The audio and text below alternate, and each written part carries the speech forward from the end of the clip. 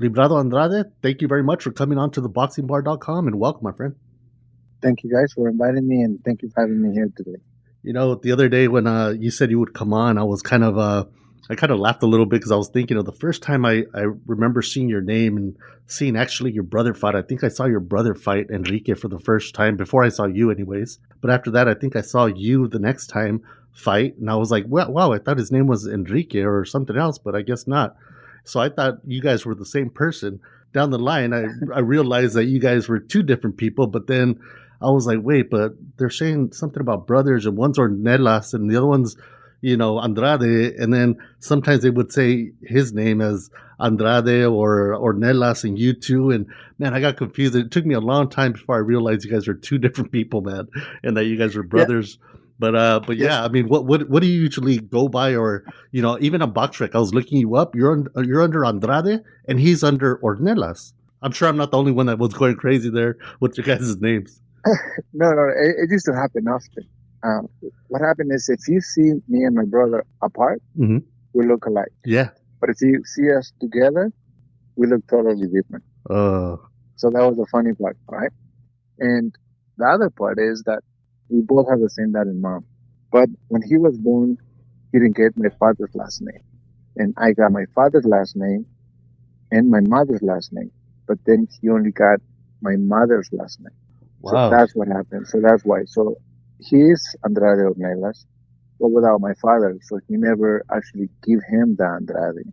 Because in Mexico, Oh. it's a little bit different. Yeah, Well, it's a little bit confusing. But yeah. they suggested that he should be named Andrade like me, but he never wanted to. He says, no, I do not want to be but the same. I want to keep my Andrade with my mom. And Librado can be Andrade Ornelas if he wants. And that's how I went, Librado Andrade Ornelas. But that was why. And a lot of people thought that Andrade was my middle name. It's actually my last name. Yeah. And at the moment, you're in Nevada, right? You're in Nevada somewhere? Yes, I moved in 2005. I moved here to Las Vegas, Nevada. Oh, you're in Las And Vegas. What's the weather like over there right now? it's hot. It got hot all of a sudden from one week to another. Mhm. It started just getting hot. Yeah, I'm in Northern California, and that's where I live now. I lived all my life in Southern California, but a couple years ago, I moved up here. And man, it's hot. This week, it got at its hottest. It went from being like in the 70s to now I think it reached almost 100 Yeah. today. And No, yeah, we're on the same boat, I think, there. a lot of people forget that California actually is a desert. All of that green and stuff like that is Mhm. almost man-made, Yeah, but but it's desert. that's true. Only the Yeah. coastal areas is what's kind of cool, but other than that, it's all desert, like you said. Uh-huh. And And what about the virus stuff and all that going on? How are you guys handling that over there? What is it like right now? yeah, it's still like a ghost town. There's not a lot of fuss about it here. Everything went out to kind of normal. There's not big changes. Not a lot of people got infected. It was very minimal. But knowing that this place, everyone comes from all over the world, Mm-hmm. and that was the risk. So they closed everything. A lot of people were just going to the strip or Las Vegas Boulevard just to ride their bikes and get the feel of nobody being there. So if you drive now, if you go over there, there's a lot of people going on bikes, a Mm-hmm. lot, like everywhere, because they're taking advantage of nobody being there. Wow. So it's like a unique time where you see a place that is so busy, then it's like a ghost town, and probably you're never gonna be able to see it again like that, you know? So it's Oh like one of man. those events that Yeah. it's by itself. Nothing's there. Casinos are closed. Right. Everything is closed. So Man. it's Yeah. kind of weird. Yeah. And Go the ahead. funny thing, one more thing about this thing, the funny thing was like a lot of people are going crazy about, Mm-hmm. oh, this was a thing from the government. This was a thing for, they made this up. They made it. Well, it doesn't matter. The problem is that it's out there. Yep. The problem is it is loose. Like we can't do nothing about what the government has done, Mm-hmm. or if it's a conspiracy, or if it's planned, or if it's whatever it Mm-hmm. is. The problem is that if we move, this virus is going to move with us. There's nothing positive about the actual virus, but the positive that you kind of get out of it is how everybody is trying to appreciate more what they had. We used to see things for whatever, and now even buying toilet paper, we appreciate it a little more now, and right? just those little things make you appreciate God and what you had at one time, a little Yeah, bit so more. it does give you another perspective. It Yeah. does give you another perspective of life and appreciate the way Hmm. you live. The things you take for For granted, granted, yeah, things that you put a little more mind to it, which yeah. is good. You know? And let's get to know you a little bit. You were originally from Guanajuato, right, Mexico? Yeah, Jesus del Monte, Guanajuato. I was born in a city called San Francisco del Rincon, which Mm. is called San Pancho. But we come from a very small town just outside, like 15 miles from San Francisco del Rincon, another 15 miles from León, Guanajuato. So it's a little town outside of this big city, which is León, and a little bit smaller or a little bit bigger than my town, which is San Francisco del Rincon. I was born there. It's like a fun little town until everybody decided to migrate to United States. So then it became dependent of the United States.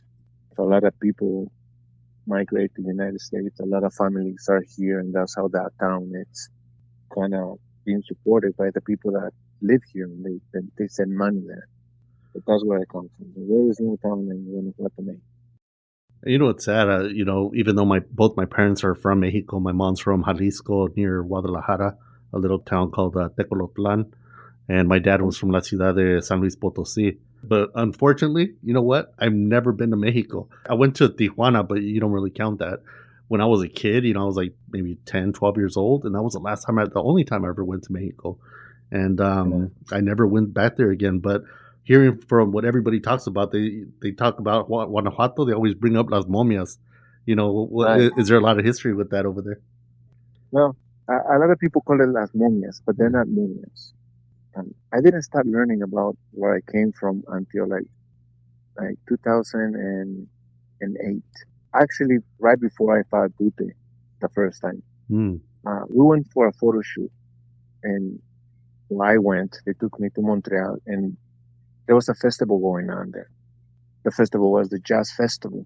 I actually never been out in the world too much, for the exception when I fought Mikhail Kessler when I went to Denmark. So I was sitting by a fountain, and I was amazed at this jazz festival. There was festivals everywhere. Well, I mean, little concerts going on, and I was like, wow, this is amazing. I've never seen something like this. And there was a lot of people, beautiful people, well dressed. It was in the summertime. So I sat down by this fountain, and I was just amazed about all this movement, all these people and stuff like that. So I sit there and I was admiring, and this lady sits next to me. So I started asking her about what was going on.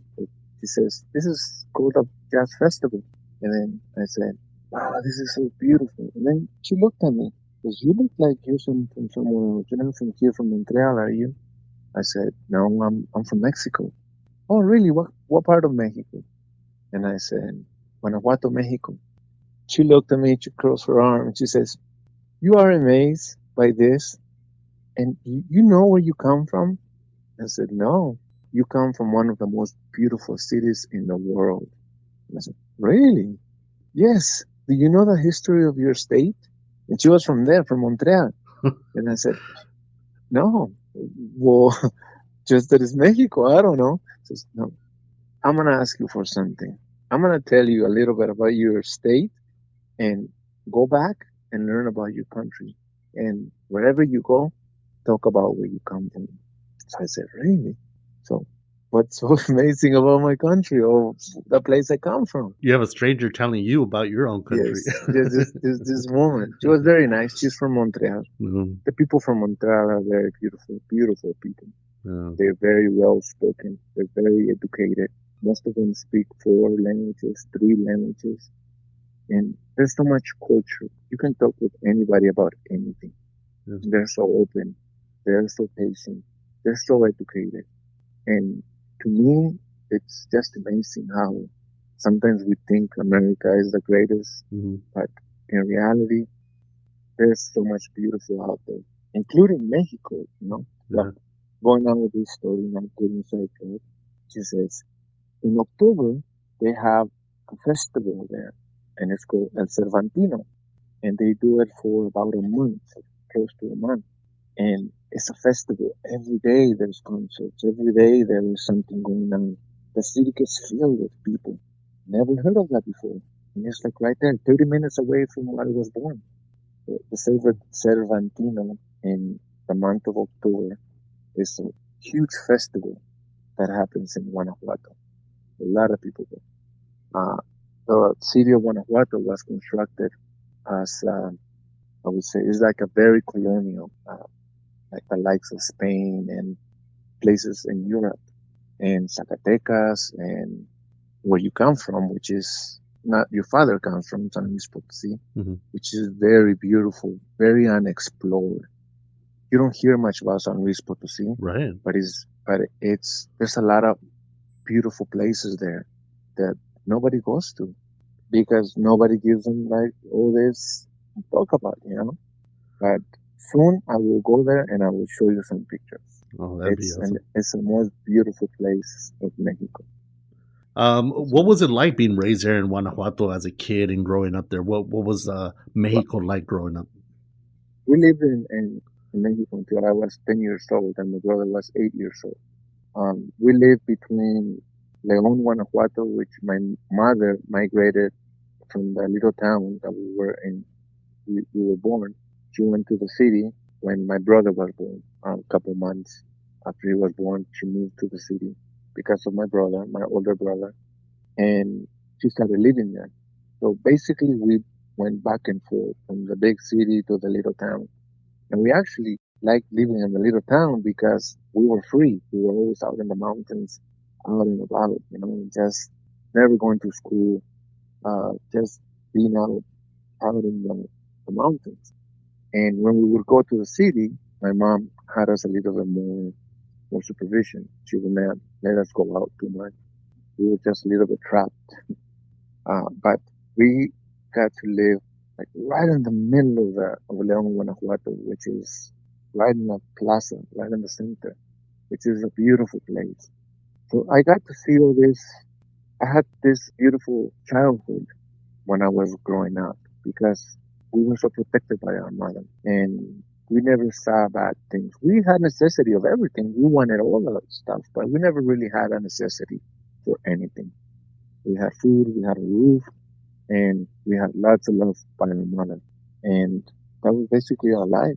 My mom really protected us. She really sheltered us, and we just grew up like that. And when we came to United States in 1989, it was a whole new world. I'd never seen TV in color except whoever had a TV, and we just glanced at it once in a while. But when we came here, everyone had a color TV. It was like amazing. When I first came here, they had I took a shower on a tub. I've never had taken a shower on a tub. We used to take a shower out like in the patio, you know, or in the room with a little can and just pour water on top of us. Here, it was another world. It was incredible. So that was kind of like our childhood. And that transition from you being, like you said, living in the conditions that you were in Mexico and then coming to all this luxury, Yeah. if you can remember that long, because it's been a long time, but was it like a big, crazy transition that you had to get used to? Or was it easy to get used to because there was, you had so much of it? It was very hard for me. Mm. It wasn't that hard for my brother. I didn't learn how to speak English for 6 years, even though I was a kid. But I kind of refused. I always thought we were gonna go back. Um, for many months or years or whatever you want to call it, I always thought my dad is gonna show up one weekend, come pick us up, and go back. My brother, he learned how to speak English like in 2 years, real fast. Me, I went to school in middle school, sixth grade, and in Mexico, we kind of didn't go to school because every time they sent us to school, we would go to the mountains instead of going to school. So my Spanish wasn't that well. I couldn't really write or read well in Spanish. So it was very difficult for me to now learn a new language and learn to write and learn to read and talk. And it was, just couldn't do it. That's crazy. You had to learn everything pretty much at a later age then. Yes, when I was 10. So Wow. and I kind of refused in a way. I was a little bit rebel because I always thought, you know what, my dad's going to come on this weekend and that's it. I don't have to deal with this shit anymore. Yeah. He Yeah. never came.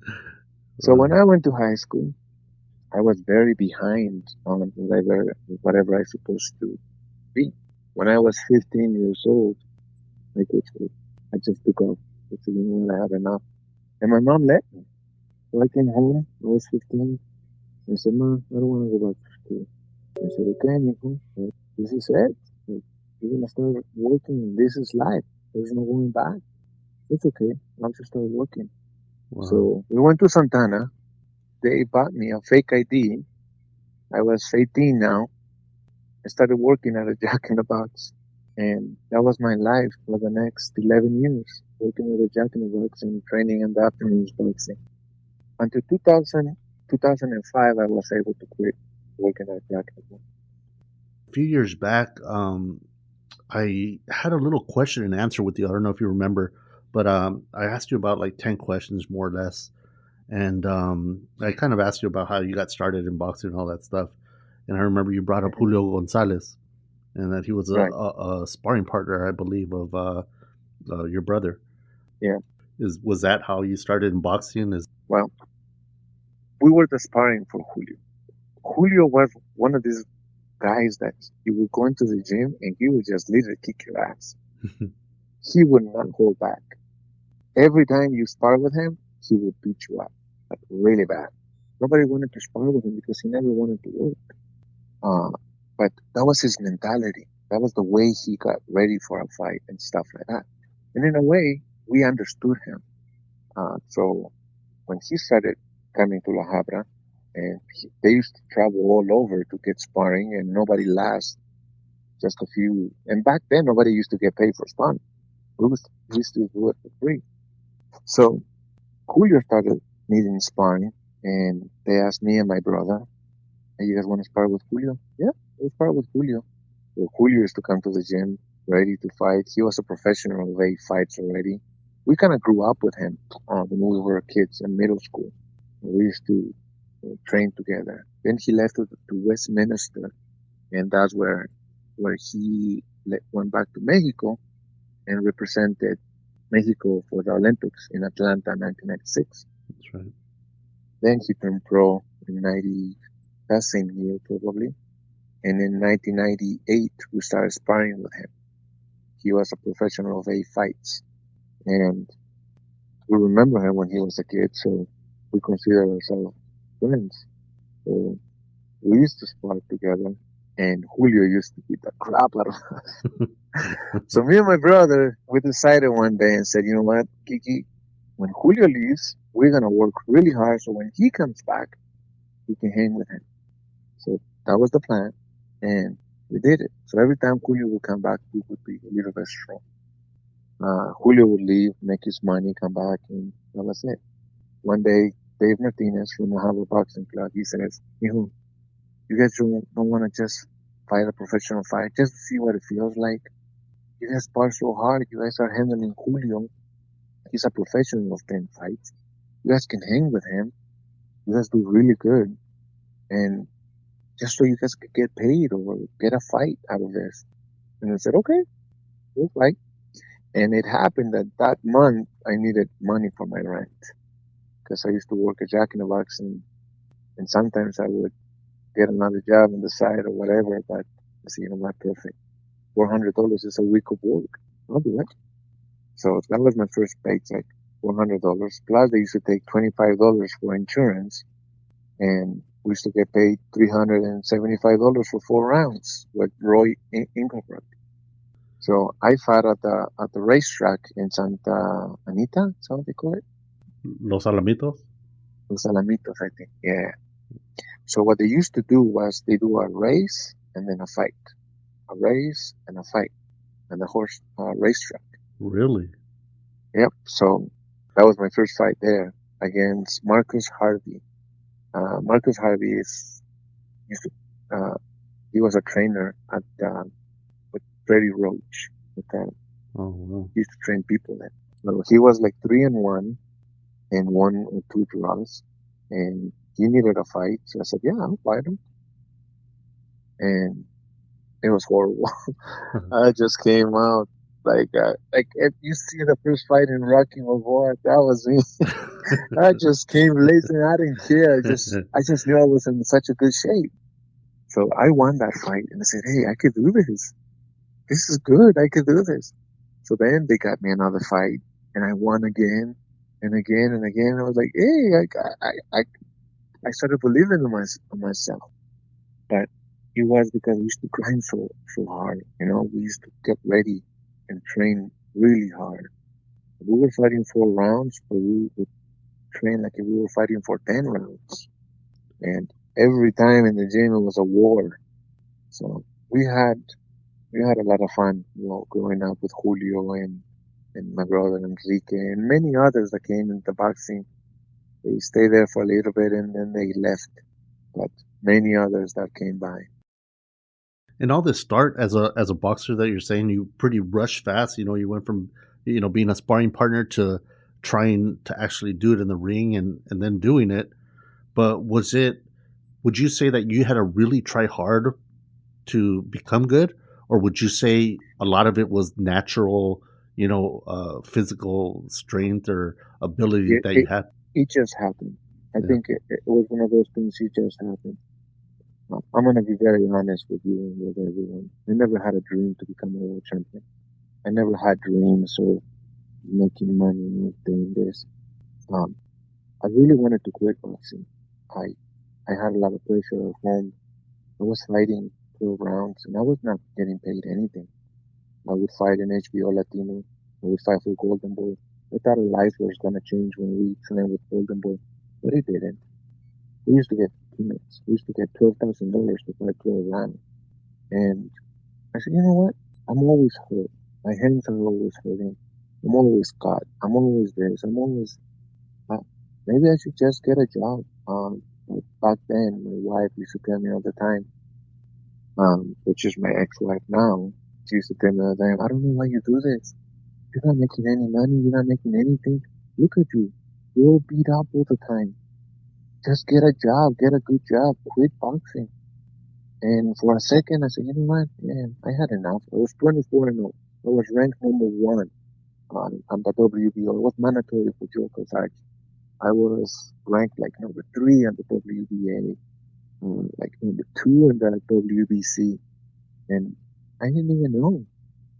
I used to show up to work on Monday, serve the coffee, take care of my customers. My customers didn't even know I was a fighter, and that was life for me back then. And it was early 2000, until one day everything changed for me. One day when Haymon he called, and he called me like if he was my friend, like if he was a fan. He said, I know he had a deep voice and says, hello, this is Librado Andrade. I said, yes.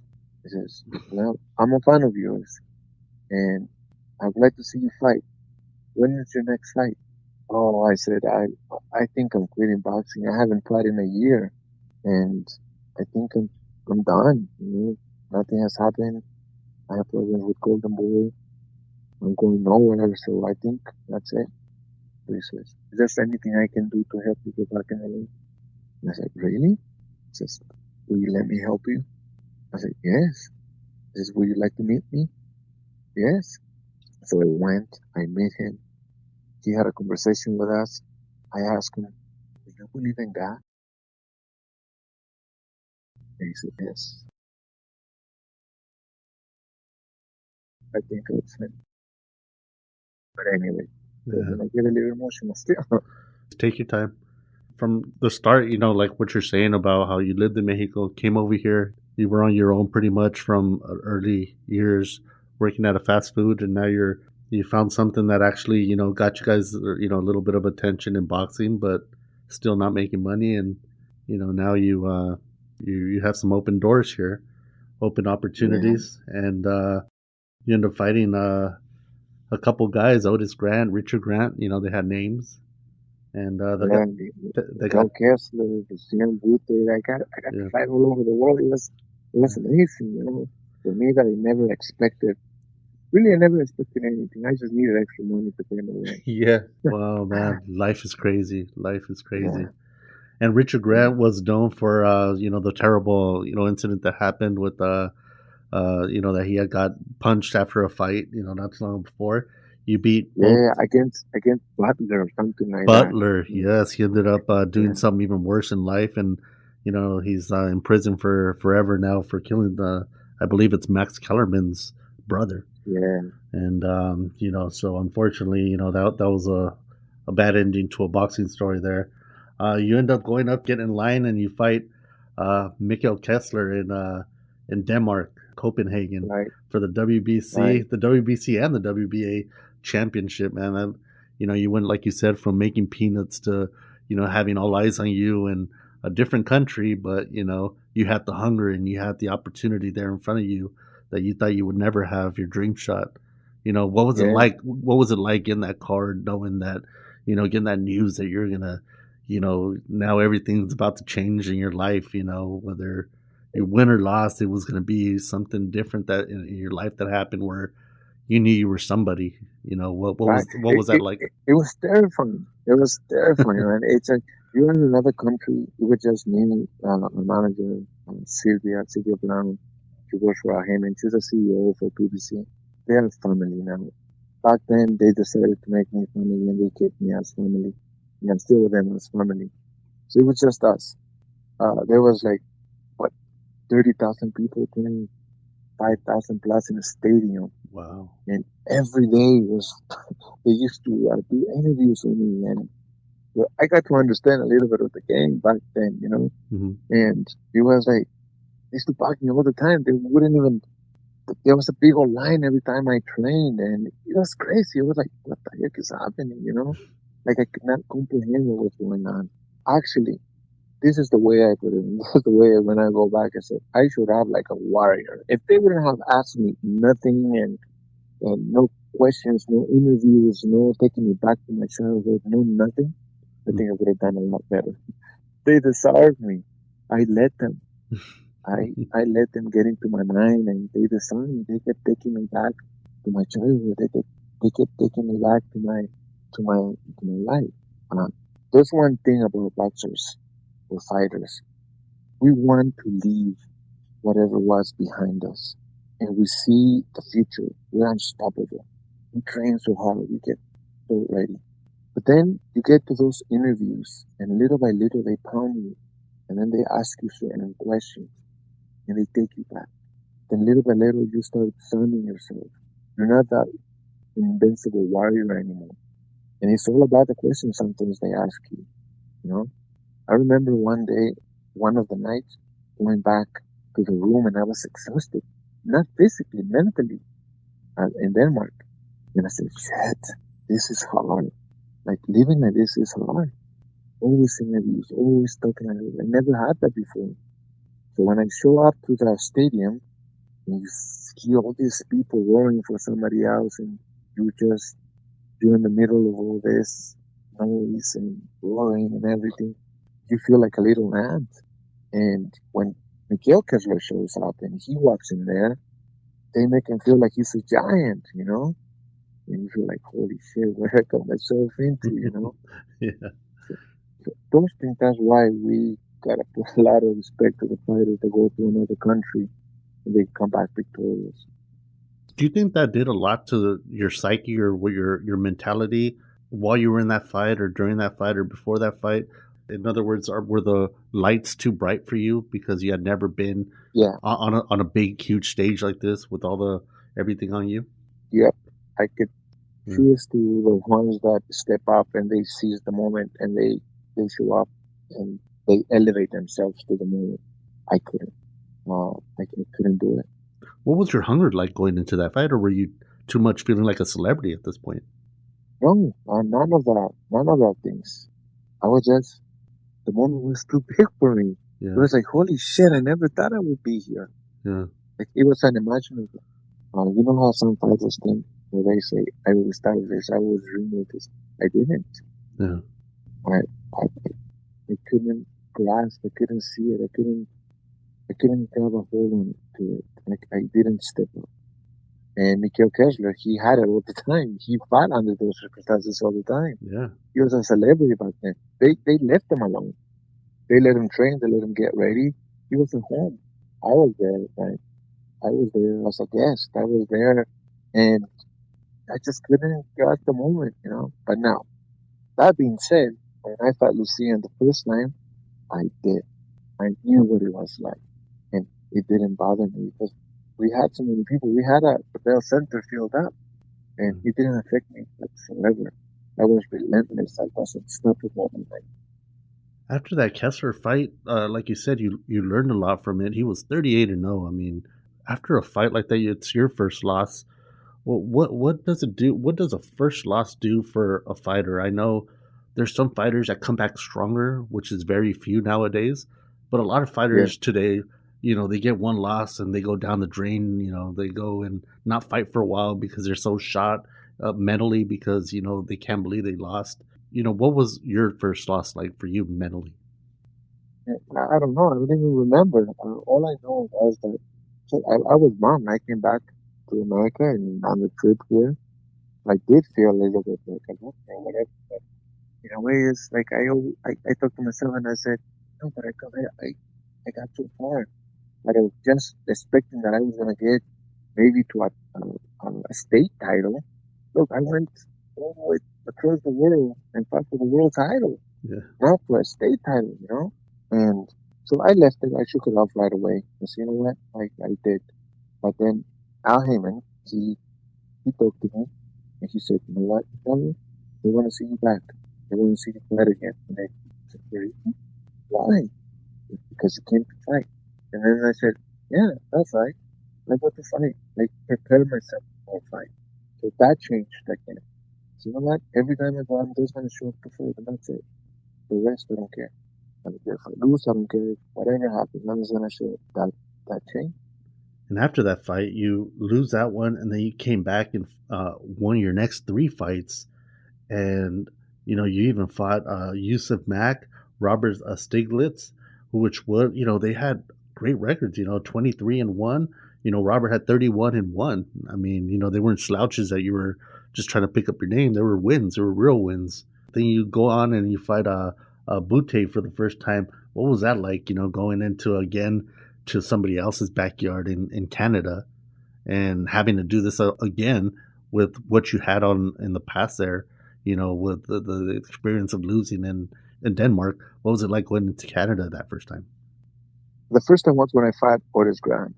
So when I was already there, so I was familiar with them. And I went back and I trained over there. Mm-hmm. And then it just happened that I had to be the mandatory for Lucian.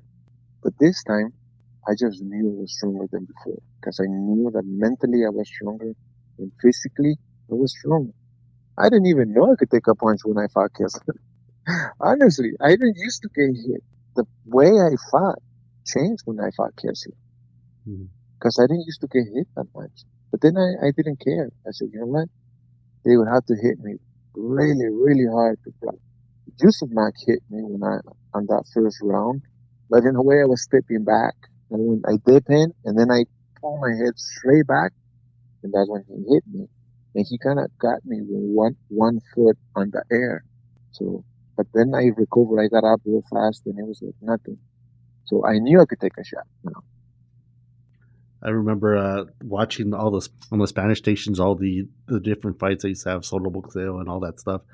And, they used to put like, all right, the news, the boxing news in between the fights, they put the boxing news and they would bring your fights up. And that's when, they started realizing, we have a guy here.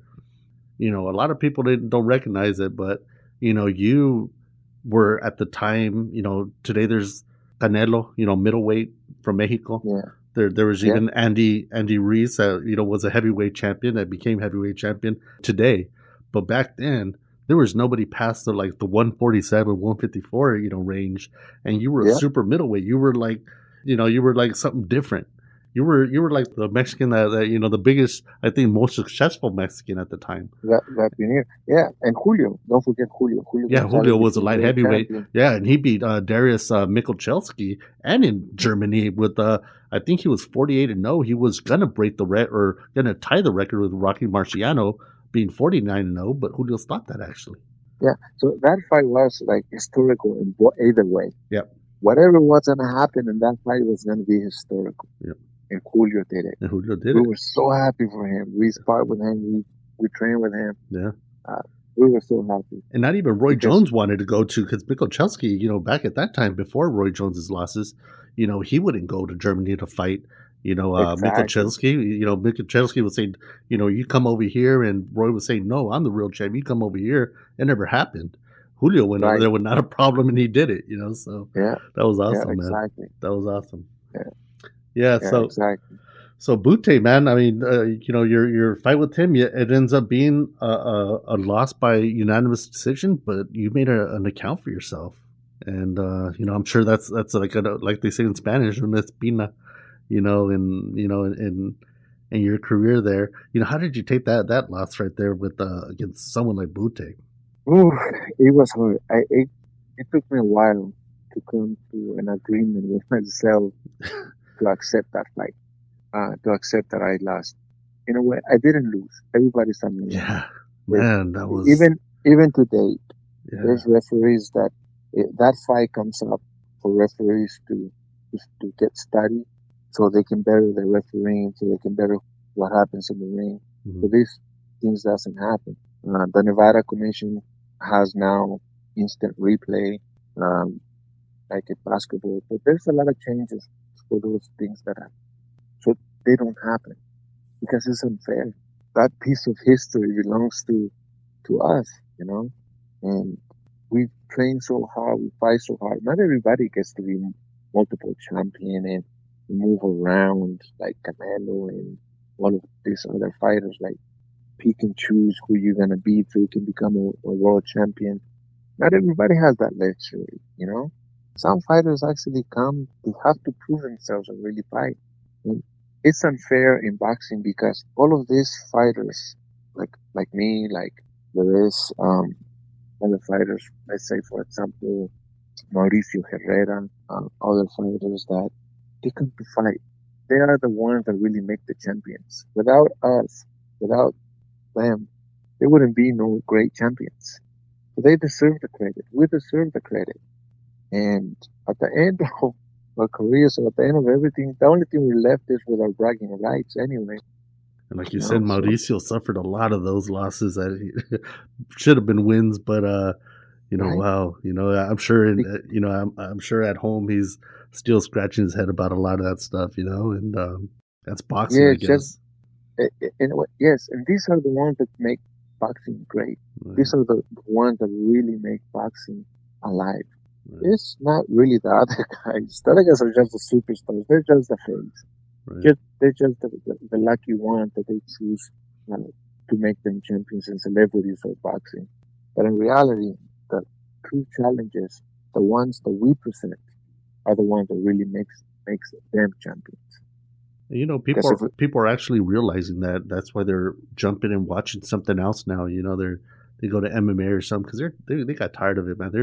You don't know how many people just said, "Hey, I used to watch boxing." Me being a boxing fan, trust me, I go around asking people all the time, and so many people just said, I used to watch it, but I don't, all the decisions, everything, all the politics, I don't watch it anymore, and that's the type of stuff, and I'm sure you know about that more than anything, suffering, what you went through. And it was kind of like, what you went through there with that fight. It was kind of like what happened with Meldrick Taylor and Chavez, but it was the other way around, like it went to the decision, but the other, it's like if Taylor would have gone to the decision and then, I said, you know what? I actually had Lucien worse than Chavez had Taylor. Taylor was on his feet off the rope, and Lucien was hanging on the rope. In the fifth round, when I was fighting Lucien, I connected him in the fifth round. We were in one of the neutral corners. I remember it vividly, like if it just happened, like if we were going into the sixth round So we engaged, or I kind of trapped them on the neutral corner, and I threw like a hook right or something like that, and I hurt him, and I can sense it. When he grabbed me, his energy was somewhere else, and I thought to myself at that second, tonight I'm gonna be a world champion. I said that to myself, and the bell rang, and Martin and Wright separated us, and I walked to my corner, and as I was walking to my corner, I said, tonight I'm gonna be a world champion. Wow. There's no lie. Then the six came and he was moving. You know, catching that from the seven, the eight, the nine. I was like, what the heck? What's happening? So every time Marlon Wright kept separating us, he would take me, like, he would lean on me and take me all the way out. But the heat of the moment, I couldn't realize it. But he was doing it every time. And I was like, what the heck is happening? He's about to stop the fight. So in the 11th round, I really thought he was going to stop the fight. So back a little bit. When he dropped me, he actually pushed. And Marlon Wright, before I got up, I just went down and got up. He was an 8 already. When he was counting so fast. But when Lucian got dropped, he counted so slow. I was just sitting in that corner and said, what the heck is happening? I really thought he was going to stop the fight way before. That's why I was hesitant. I said, what do I have to do? Kill him? Wow. It just didn't happen. It just didn't happen. You know, we could watch a fight on TV like we did, you know, watching that fight. And, you know, we don't see everything or hear everything that's going on in there. What was the crowd like that night, you know, after, you know, they announced him Well, as the they winner? were loud. They were loud. Like, I remember, louder than Kessler. When I fought Kessler, they were really loud, but the stadium was open. So now this was loud, but since we were at the Bell Center, you could hear a lot more, the echo. You could feel it in the center of the ring. But when I dropped it on that 12th round, you can see all the people, and I could hear everyone. Going like that, right? So when I dropped them, it was silent. You can only hear Marlon Wright screaming. He was the only one that you could hear the whole stadium. Get back to the corner! Get back to the corner! I was just holding my head, my hands in my head, said, he's just gonna wave it out. He's gonna stop the fight. That's it. He's done. He's not getting up. So he got the ropes. He's climbing up the ropes. He's hanging on the ropes, and I can see him looking away, just out. And I thought he was gonna turn around, look at him, ask him to step forward. There was no way he was gonna step forward and wave it off. He never did. I was like, I stood in that moment, like it stopped, and the crowd stopped, and then it was like unreal, everything. Like I go back and I see pictures, I can see everybody's mouth open, and I can still hear that. Whoa! And it was just, I could say, amazing. That's it. You know, how do you stay motivated to like come back and fight, or did you I lose didn't. motivation for that? I didn't. Yeah. Yeah. I lost um the next fight I fought, and a lot of shit happened. I They didn't give me the rematch. They always say, "Oh, we give them the rematch." No, I had to fight for my right to fight you again. I love to see him. He's my friend and everything, but what the boxing business is, the business is totally different. You know, Right. as a person, I feel I have so much respect for him. We can sit anytime and talk about our families. I love his family and everything, you know. And we're actually friends. I consider him my friend. But that night, I won, and it's just you can't really grasp it, you know. It was one of those things with Mikhail Kessler. He beat me fair and square. I couldn't live up to the occasion, but on the Buddha fight, I did. Yeah, your moment was stolen that night, man. And Yeah, for the next few fights, you know, you fought again after that against Vitaly, and that then is Sipko, and he was a legit. He was Sipko. number two, right? Sipko. He was number two, and they moved me to number three. They made me eliminate myself with him. I was supposed to fight him for a certain amount of money. Then it didn't happen. They were gonna call off the fight, but then Interbox just stepped up and they saved the fight. I got paid way less than what I supposed to get paid, like way less. Like if I say the number from what it's supposed to be to what I got paid to eliminate myself, you'd be like, wow, why did he took the fight? Well, I Wow. didn't care. I just wanted to fight. I wanted to get it over with. okay, then you fight with me. Fight again. But when I fought Peter the second time, I was a little wore out. I was mentally exhausted. A lot of things went into camp. My brother was fighting Bernard Hopkins that time, and he decided to take his camp with me to Montreal, and it turned out to be a very bad idea. I didn't train the way I supposed to. I went for a run a week before the fight in Quebec, before I was gonna move to Quebec, and I went for a run like at 12 in the night. And over there it's really cold. So there was a street that was blocked. And I was feeling good that day. I decided to jump this thing so you wouldn't cross the street. And it was just a piece of wood on top of two little boulders, like stuffers. And then I stepped on it and it fell apart. And I fell right on my side. I thought I broke my leg. I was like, oh shit, everything's going wrong in this camp. Then I was struggling to make weight. It was really, really hard at the time. And then I took off to rest from falling. I took 2 days off from running. And that was bad because I couldn't make weight that time. So that fight was, I didn't feel it. And before the fight, we had a different game plan. But people from Golden Boy came when he came into the ring. They were doing lights and fireworks and all this thing. So they came running to me and they said, Librado, jump on him. All those lights, they're gonna dilate his eyes. So he won't be able to see you. For the first few rounds, he's not gonna be focused and his eyes are gonna be dilated from all that light. Blah blah blah. So I said, okay, I'll jump on him. I made the mistake to jump on him. I threw a lazy right. He came right under and hit me with a body shot. And when I was on my knees, I was in so much pain, but I could still think, and I said, you know what? This is it tonight. I don't have it tonight. I let the countdown run. When I kind of came back to my senses from the pain, from the body shot, he was already on 9. I was gonna jump up and do, but he was already waiting the fight. I said, okay, that's all right. I thought I could come back from that, but I didn't. I went back and I fought Eric Luca. But from the moment I fought Eric Luca, I felt way stronger than him. I said, oh, he's not going to beat me tonight. I'm just going to beat him up, and that's it. Then Golden Boy decides to put me in the shell for another year. And in that year, I just couldn't do it. I couldn't motivate myself to come back. And that's when you fought the son of the legend, Aaron Pryor. You fought Aaron Pryor Jr. Yeah, so they took me back. So I after a year, almost one more month, and it would have been a year. Or it was a year. When you fought Eric Luca, it was May 28th, and then when you fought Aaron Pryor, it was May 6th of the following year. That's crazy. I couldn't understand why that people were break, you know. But anyway, that happened. And when I fought Aaron Pryor, I had a nasty toothache. One of my root canals was infected. And I said, well, if I go to the dentist, I might as well just wait after the fight. Man, I didn't feel it either. And I kind of thought I won, but you know what? They gave it to him. Yeah, it was a majority decision, so you must have been close there. You fight later on that year. That was in May. You fight a couple months after that.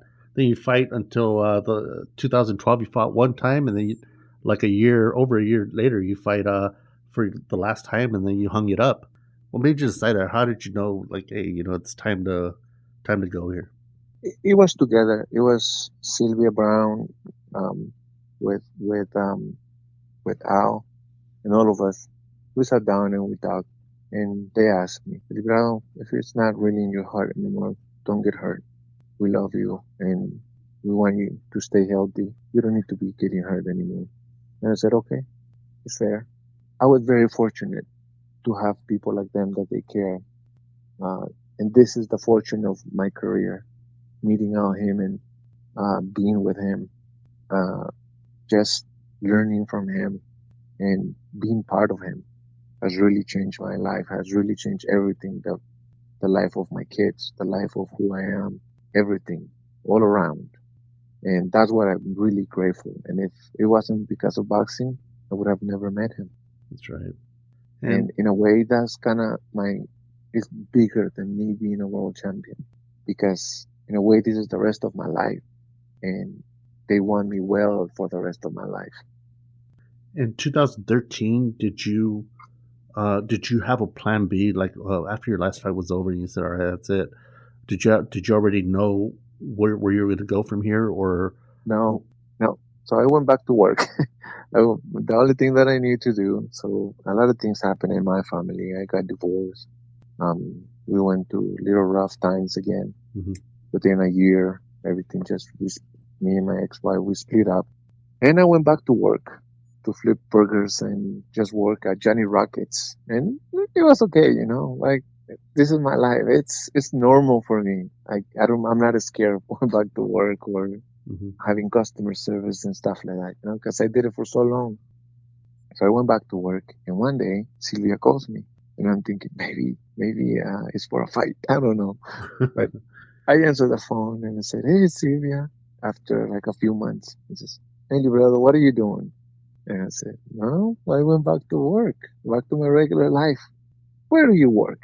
"Where else?" "At Johnny Rockets, selling burgers. What else?" "No, no, no, no, no. You're gonna give you 2 week notice right now. Your week notice, I don't care. You're not working there anymore. You're coming with us." I said, "Really?" I said, "Yeah, you're coming with us, Librado. You're not working there." So they took me to PVC, and I'm part of the PVC team, and I'm part of Al and stuff like that. So Al is a great man to me. He is a great man to many people. He has really changed everything. He's one of those men you meet.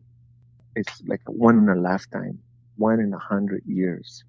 Sometimes people don't want to see it and don't want to realize it, but he is like that.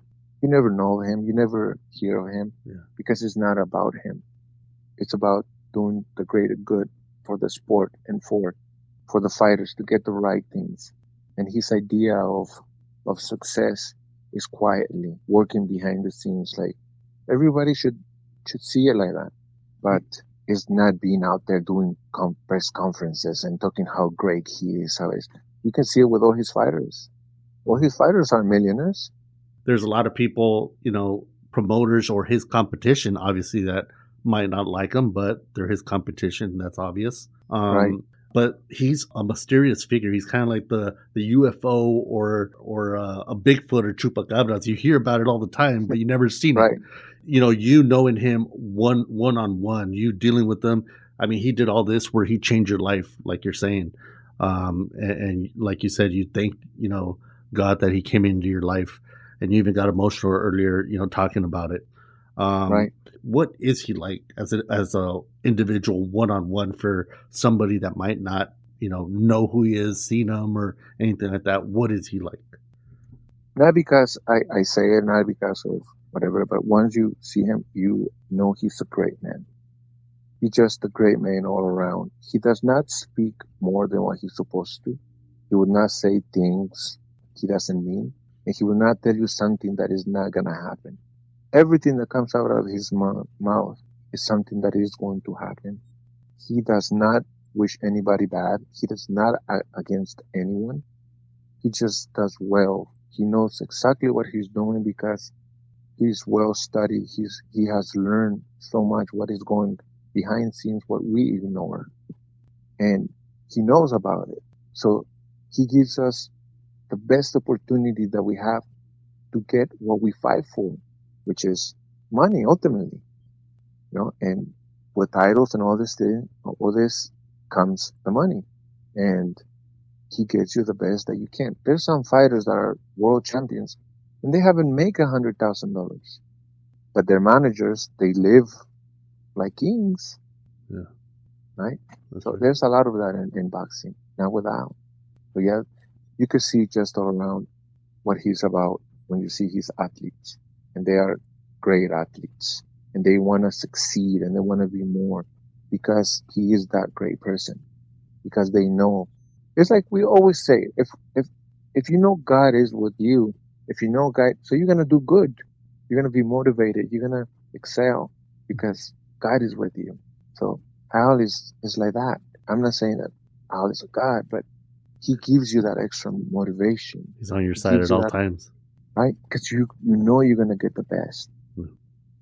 Nobody's gonna cheat you. Nobody's gonna use you. Why do you think he chose you to work for you to work with him? Why did he chose you? Would you think it has to do with his long relationship he has with you with all these years that he's known you? Is he like a loyal type of person? You know, why do you think he chose you? Yes, yes, he believes in loyalty. And one thing I would, after I retire, because I could have gone on and used my name so all the fighters can beat me up and get a name out of me. Mhm. I could have done that and get another few $1,000. I don't know, bad health and a couple more $1,000 on my pocket. But he didn't. And I said one time, if it's not with Al, I won't go with anybody. If Al is not helping me in my next fight, I don't want to fight. If they say no, they're not going to help me, then I don't want to fight. When all of this happened, he decided to bring with me because I knew how to speak Spanish. I kind of knew what was like the market of boxing and know about boxing. So I was very fortunate being at the right place at the right time type of thing. I was one of the first ones that he signed. It was Chris, Ariola, Brendan Forrest, me, my brother.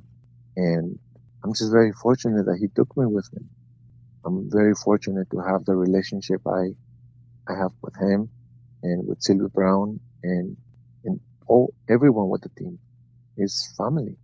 And the way I look at it, man, is you know, we have a lot of free boxing now, and a lot of it has to do with him. And as a fan, we should be complaining or questioning it. You know, you see free boxing, watch it. You know, enjoy it, respect it. Yeah, And yeah, there's a lot of people instead they want to question it and argue about it and do all that, and it's really not gonna get you anywhere. If anything, it's gonna get the sport worse in worse condition. And what can you say if there's any one thing that you can say about Al Heyman is he's given us a lot of good free fights, and yeah. that's the way it should be looked at and seen. Unfortunately, not everybody sees it like that. Your job duties, do what do you help do there for the PBC? I, I usually go to the fights where they're in California, Mm-hmm. Arizona, and the West Coast, Mm-hmm. all of the West Coast. On the other side of United States, there's other people that go there. But my title in the company is a boxing advisor. I travel with certain fighters or in certain shows, and I do what they ask me. Sometimes I help and interpret and be interpreter. Sometimes I talk to be close to the fighters that are the Hispanic side, be close to them, and just being there for them. Whatever they ask me to do. So now you're in Las Vegas, and you know what's awesome about like you were talking about Johnny Rockets and all your beginnings and all your struggles and everything. And now I think about like you, and I always see all your postings on social media and stuff, and you're traveling and hiking and keeping in shape and still looking like you did 20 years ago or whatever it might have Yeah. been. And you're doing all that, and man, it's awesome to see that even after boxing you're happy, you got a great job, you're still in the sport. Are you just enjoying life right now? Yes, I am. I'm just a very grateful person. I I'm studying to just learn about life and just being happy with life. Nobody owes anything, and nobody needs to be arguing about anything. Mm. We can spread love or we can spread hate, and why not love? You come to me or you come around me and you see nothing but positive because I want to live in that side. And sometimes negative comes out of me. Sometimes I get mad. Sometimes I say, but I don't let it rule me. Mhm. I want all the positive that has happened in my life and all the bad to go away, but the positive to stay because I'm a representation of what Al can do, of what the team can do. The Waxons are happy all the time. If you see them, you're familiar with the Waxons, right? Yeah. They're always happy. They're as happy as they could be. And Sam Watson, he's always happy, as happy as could be. Oh yeah. We are a representation of our Haymon, and we are happy. We live our lives plentiful because of a great man who he is. You said, how is he like? How does he?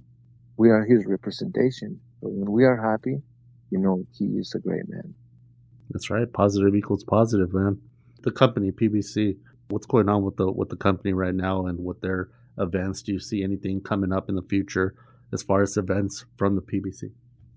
We haven't had any notice when everything's gonna restart and boost up again, but whatever is happening is just for all the families to be safe.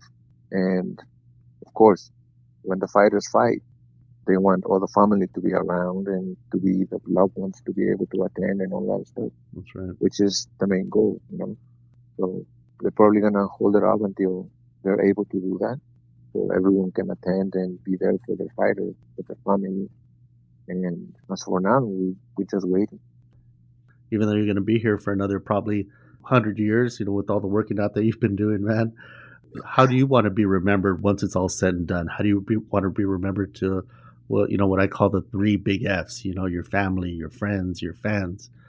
How do you want to be remembered as an individual? Well, there's always a time for everything. And I'm trying to separate all that time. I don't know how to put it right now or whatever it is, but there was a time that I was a boxer, and that went fast. I was only a professional fighter for 15 years, and I have the rest of my life. I'm still in construction. I really want to be in peace with myself, with my mind, and with my heart. Everything that I do, I want to do good. And I mean it in a way where I just want to be grateful about life. And I just want to give thanks for all the opportunities that happens to me. Because from the little kid that I was in that little town to the person that I have become now, boy, it's far, far away. Many trails, many mountains, many things, and I don't know, maybe I would like to be remembered as a true hiker. I don't know, man, but I'm in construction. Yeah. And you are that, man. You're always hiking those mountains and taking those pictures. So I know you're hiking mountains, and you did that, back then, and you're doing that today as an individual, as a human being, and as a person from God.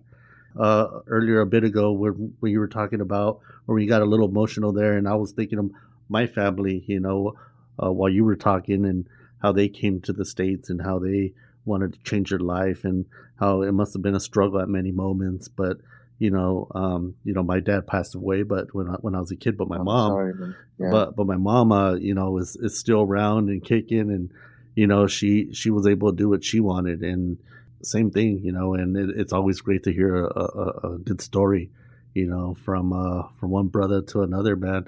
I'm happy for you, man. I'm very happy for you, Thank you, and I'm glad that you're all right. And even after boxing, there's a life for you, and not everybody can say that. And you are blessed, and you have a great job. You have great people around you, like you said, and all the best for you. And thank you very much for all your time. Thank you very much for always chatting with me whenever I send you messages and all that stuff. You're always more than happy to comply and answer, and you're always very open, man, and I appreciate that. And now that I actually got to talk to you, man, I see that everything that you said is honest, and everything is from your heart, and you're one of the nicest people, most proper, man. I don't say that often about another guy, man, but you're very proper. Thank you, man. You're very proper, and you're a real gentleman, man, and I appreciate it. Thank you very much, man. Thank you. And remember, man, I always say this, I learned and I saw it. Nothing happens to us. It happens for us to grow, for us to be a better person. And we're not this fortunate. This world doesn't owe us anything. We're already way ahead of the game from the day we were born. When we were born, we needed a mother or a father to protect us. Now we have clothes, we have so much knowledge in our heads. Go out there and use it. Use it for good, for yourself. And nothing happens to us. Everything happens to us for us to make the best of it. So I like to live like that because, man, this is a beautiful world, beautiful places. And like I said, I'm going to go to San Luis Potosí. I'm going to take pictures and I'm going to send them to you. That's awesome. So you could go one day. Well, thank you very much, champ. And I appreciate it. And amen to everything you said. And God bless you, man. Same to you. God bless you.